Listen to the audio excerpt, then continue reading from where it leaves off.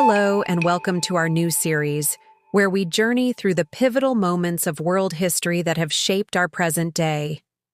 We begin our odyssey not in the West, but in the East, with the land of the rising sun, Japan.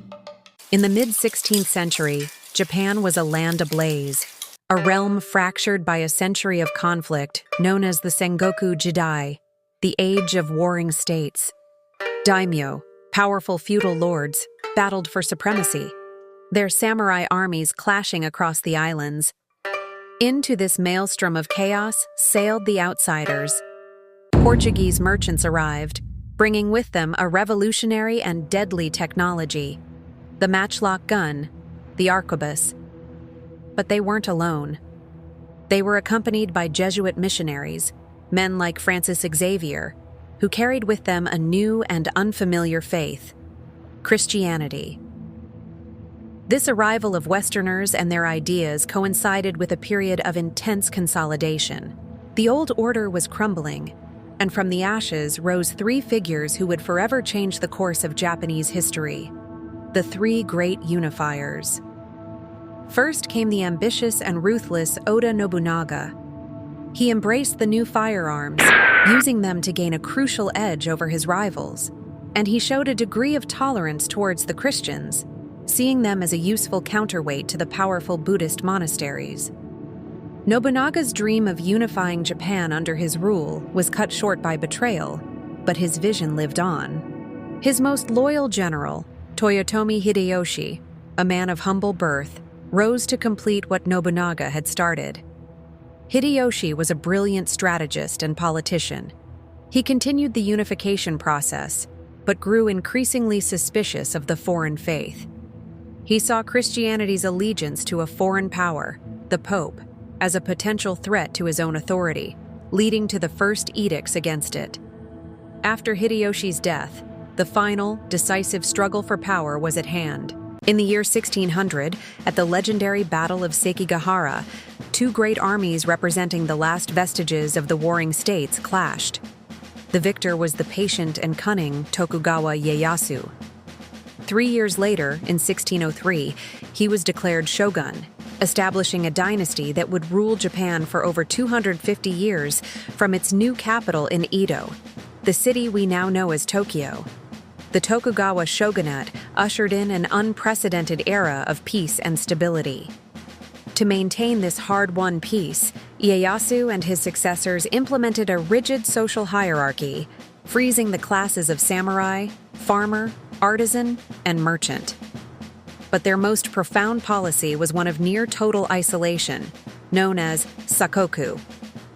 Fearing that foreign influence and Christianity would destabilize their rule, the shogunate expelled the missionaries, brutally suppressed Japanese Christians, and severed almost all ties with the outside world.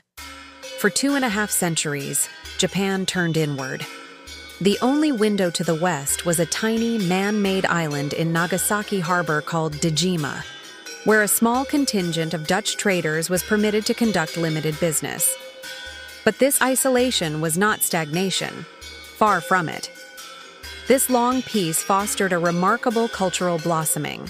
The vibrant world of the ukiyo, or the floating world, gave rise to new forms of art and entertainment. The intricate and beautiful ukiyo-e woodblock prints, depicting everything from famous actors to beautiful landscapes, became immensely popular. The dramatic and highly stylized kabuki theater captivated audiences in the growing cities. Japan was a world unto itself, developing a unique and sophisticated culture, shielded from the turmoil of the globe. But no wall can stand forever. In the summer of 1853, the peace was shattered. A fleet of massive steam-powered American warships, ominously dubbed the Black Ships, sailed uninvited into Edo Bay. Their commander, Commodore Matthew C. Perry, carried a letter from the U.S. president demanding that Japan open its ports to trade. The technologically superior American vessels were a shocking demonstration of how far behind the rest of the world Japan had fallen. The Tokugawa shogunate, powerless to resist, was forced to sign treaties that ended centuries of isolation. The floodgates were open. The The humiliation of these unequal treaties sent a shockwave through Japanese society. The authority of the shogunate collapsed. Powerful domains in the south, which had long resented Tokugawa rule, rallied under the slogan Sono Joy, revere the emperor, expel the barbarian. In 1868, the last shogun abdicated, and power was officially restored to the young Emperor Meiji. This was the Meiji Restoration, a revolution that would transform Japan with breathtaking speed. Faced with the threat of Western colonization, the new Meiji government embarked on a frantic, all-encompassing mission to modernize. Fukoku Kyohei, enrich the country, strengthen the military, became the new national mantra. Japan dispatched missions around the world to study Western technology, politics, industry, and military tactics. They adopted a constitution, built railways, established a modern army and navy, and created a universal education system. In just a single generation, Japan transformed itself from a feudal, agrarian society into a modern industrial powerhouse. This newfound strength fueled a new ambition. Japan sought not only to revise the unequal treaties, but also to join the Western powers in the great game of imperialism. It built its own empire, winning a shocking victory against China in 1895, and then, even more astoundingly, defeating a major European power, Russia, in 1905. The student had become the master. However, this rapid rise had a dark side. In the 1930s, as the world economy faltered, radical militarism took hold of the government.